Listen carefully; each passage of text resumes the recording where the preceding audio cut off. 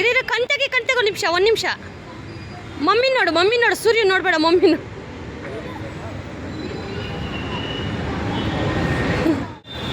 ಸಾಕದಾಗಿದೆ ಅಲ್ಲ ಪೊರಿ. ಹಾಂ ನೋಡಲಿ ಎಷ್ಟು ಸಾಕದಾಗಿದೆ. ಈ ಥರ ಕಾರ್ ತಗೊಂಡ್ರೆ ಓಡ್ಸೋಕ್ಕಾಗಲ್ಲ ರೋಡಲ್ಲಿ.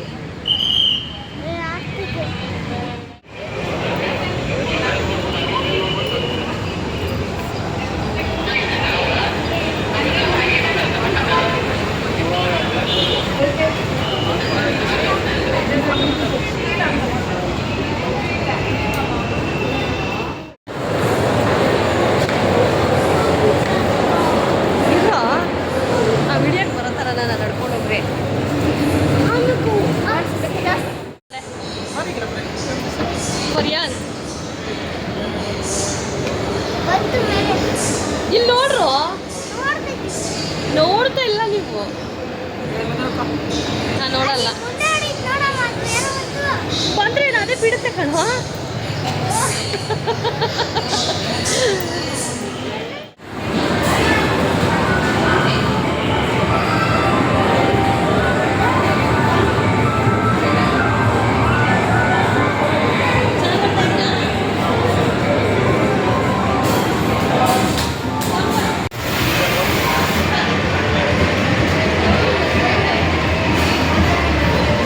Seat belt हाको.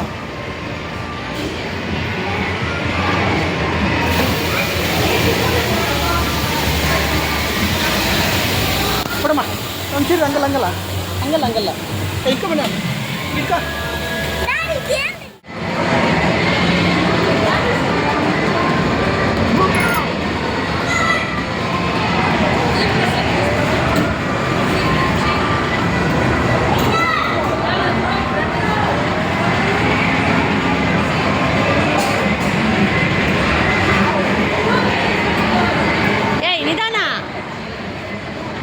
ಅಲ್ಲಡ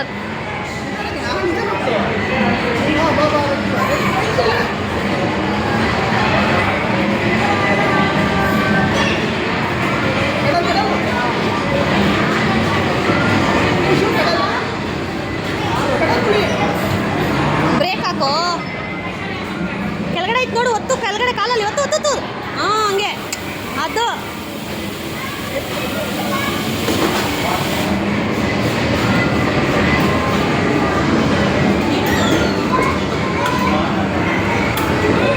ಅಯ್ಯೋ ನಿಧಾನ ಪರಿಯಾ, ನೋಡ್ಕೊ ರೋಡಲ್ಲಿ ಹೋಗು. ಜ್ವರ ಗೊತ್ತು.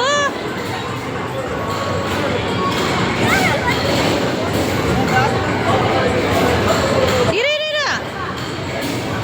ಪ್ಲೀಸ್ ವೆಯ್ಟ್ ಅಂತ ತೋರಿಸ್ತಾ ಇಲ್ಲ. ಹಾಂ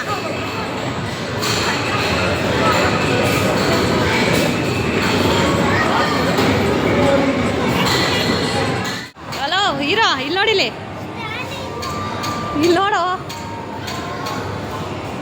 ಇಲ್ಲಿ ನೋಡು ಅಂದರೆ ನೋಡು. ಹಾಂ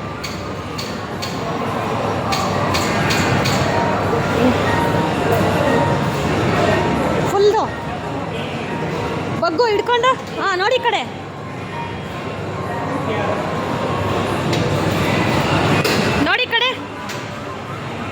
ಕಂದ ಹಿಡ್ಕೊಂಡೆ ನೋಡು.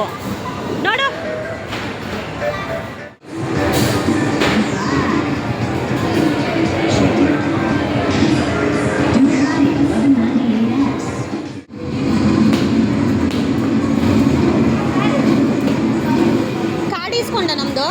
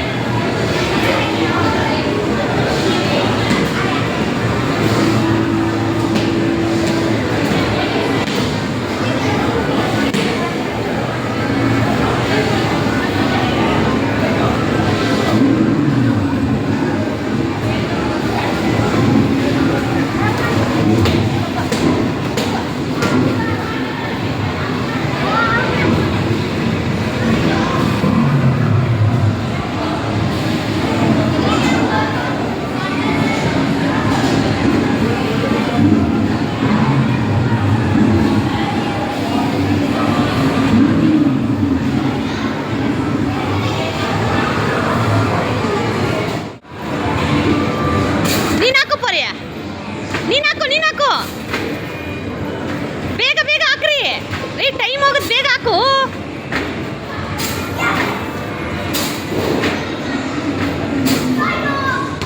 ಹೋಯ್ತು. ನಿಧಾನ ಪರಿ. ಓಯ್ ಸೂಪರ್ ಪರಿ.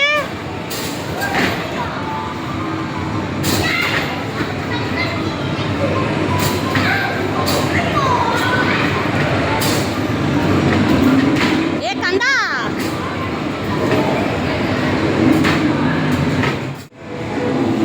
ಆಡು ಆಗಬೇಕು.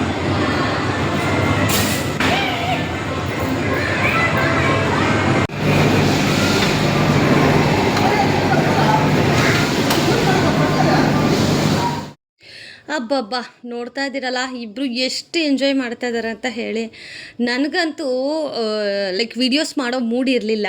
ಆ್ಯಂಡ್ ನಾನು ಹೇಳ್ದಾಗೇ ಲಾಸ್ಟ್ ವೀಕ್ ಒಂದು 15 ಡೇಸಿಂದ ನಾವು ಸುತ್ತಾಡ್ತಾ ಇದ್ವಿ. ಬಟ್ ಯಾವುದು ನಾನು ಮೆಮೊರಿಗೆ ಅಂತ ಹೇಳಿ ವಿಡಿಯೋ ಮಾಡ್ಕೊಳ್ಳಿಲ್ಲ. ಯಾಕೆ ಅಂತಂದರೆ ಈಗ ಕೆಲವೊಬ್ಬರು ಹೇಳ್ತಾರೆ ಗೊತ್ತಾ, ಎಲ್ಲವನ್ನ ತೋರ್ಪಡಿಕೆಯಾಗಿ ತೋರಿಸ್ಕೊಂಡೇ ವಿಡಿಯೋ ಮಾಡ್ತಾರೆ ಅಂತ. ಸೊ ಆ ತೋರ್ಪಡಿಕೆಗೆ ಯಾವತ್ತೂ ನಾನು ವಿಡಿಯೋ ಮಾಡೋದಿಲ್ಲ.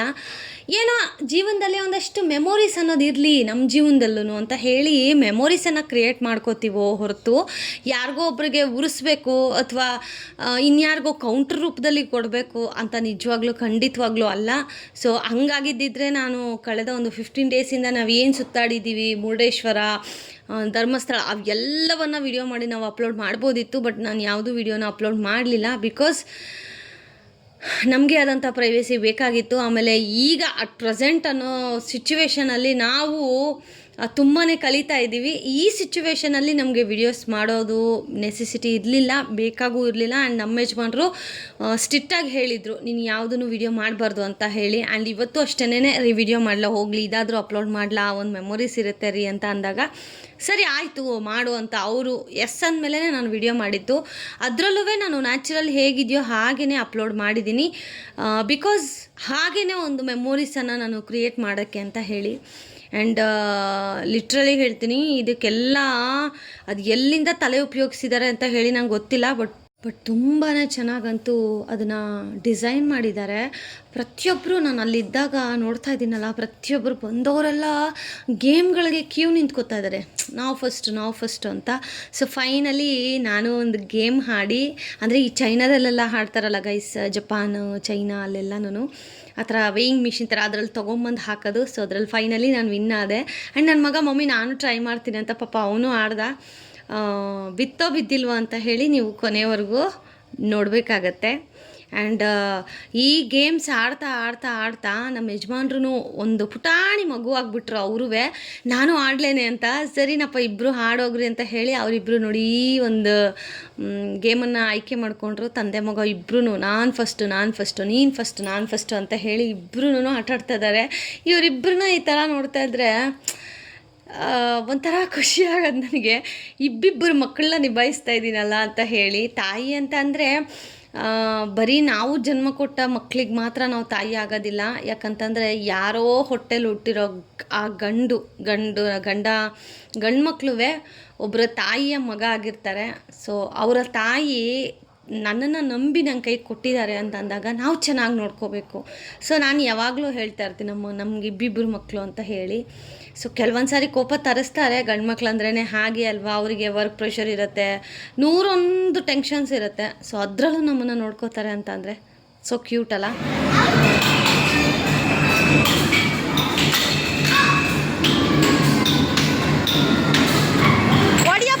ಹೊಡಿ ಬಿಡಬೇಡ.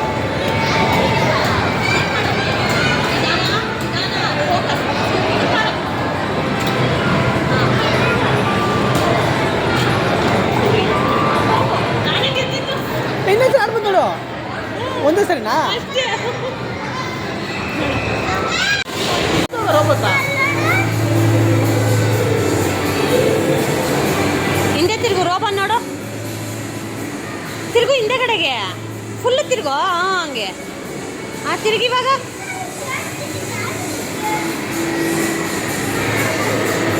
ತಿರುಗು ನಿಧಾನಕ್ಕೆ ತಿರುಗಿ ಕಡೆ ತಿರುಗೋ. ಸ್ಮೈಲ್. ಅವರಿಬ್ರು ಏನೋ ಒಳಗಡೆ ಆಟ ಆಡಿದರು, ನಾನೇನೋ ಒಂದೇ ಒಂದು ಆಟ ಆಡಿದೆ, ಅದರಲ್ಲೂ ಗೆದ್ದೆ. ಅದು ಖುಷಿ ವಿಚಾರ. ಆವಾಗ ನಮ್ಮ ಯಜಮಾನ್ರು ಮತ್ತು ನನ್ನ ಮಗನ ಮುಂದೆ ನೋಡ್ದೆ, ನೀವಿಬ್ಬರು ಆಡಿದ್ರಿ, ಯಾವುದೂ ಗೆದ್ದಿಲ್ಲ, ನಾನು ಗೆದ್ದೆ ಅಂತ ಒಂದು ಜಂಬ.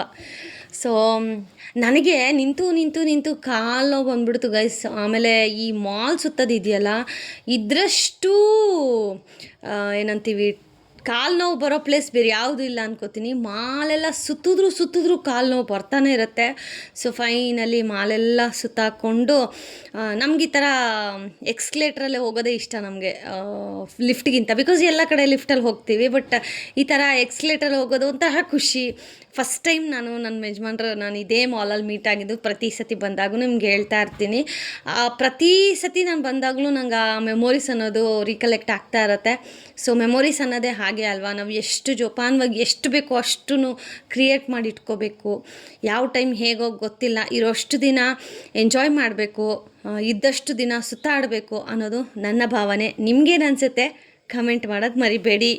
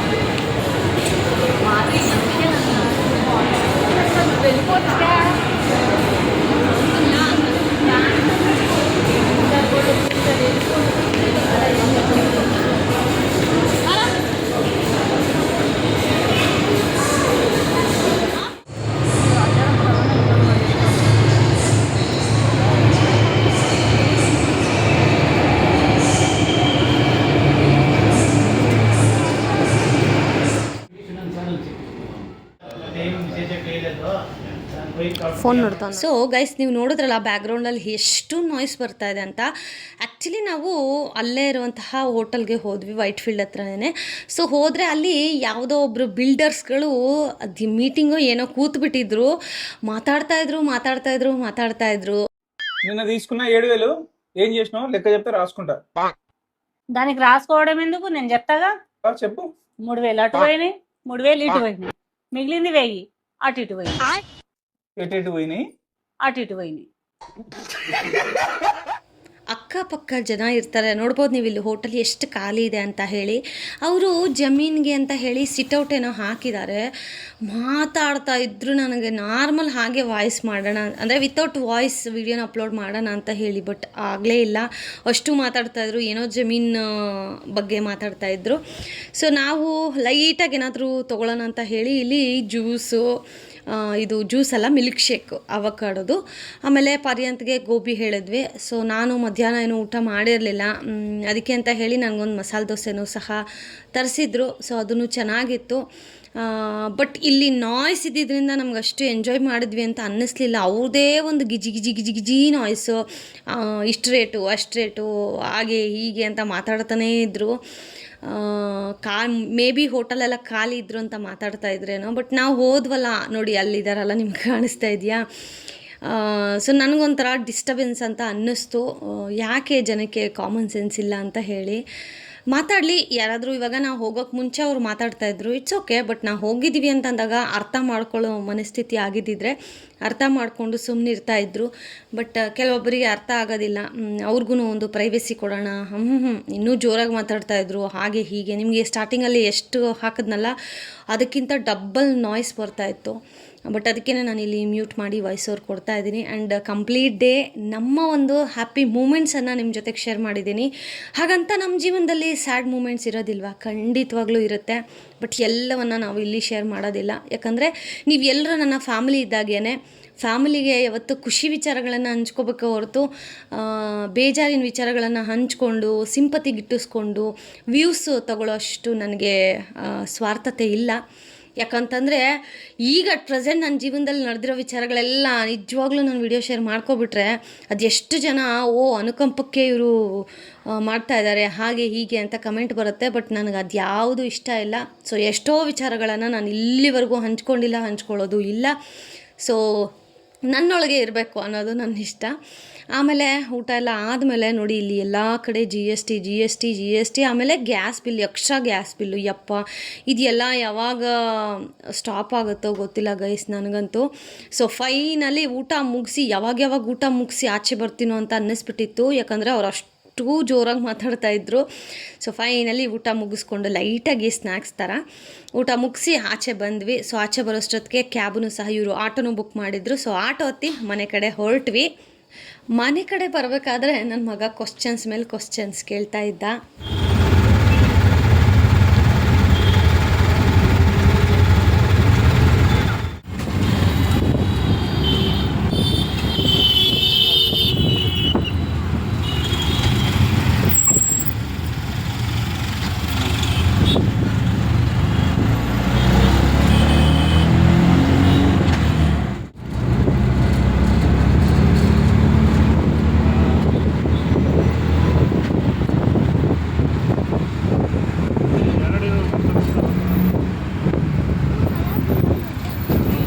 ಮಳೆ ಬೀಳಲ್ಲ, ನಾನು ಹೇಳಿಲ್ವ ಇವತ್ತು ಮಳೆ ಬೀಳಲ್ಲ ಅಂತ ಬರ್ದಿಟ್ಕೊ.